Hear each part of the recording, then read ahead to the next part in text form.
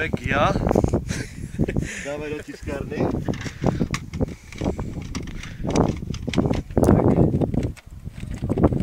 Stará tiskárna.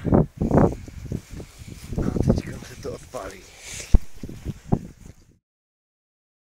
Nějakou tu, vole, desku si dej před sebe.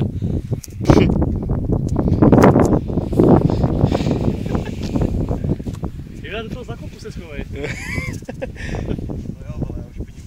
No na co?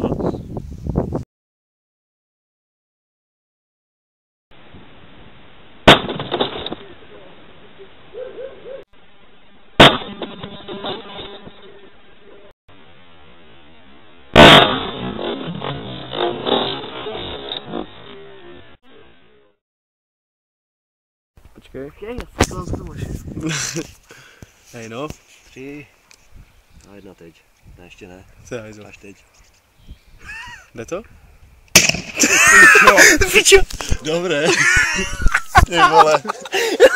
Tak to bylo. Ten airbag konečně odpalil.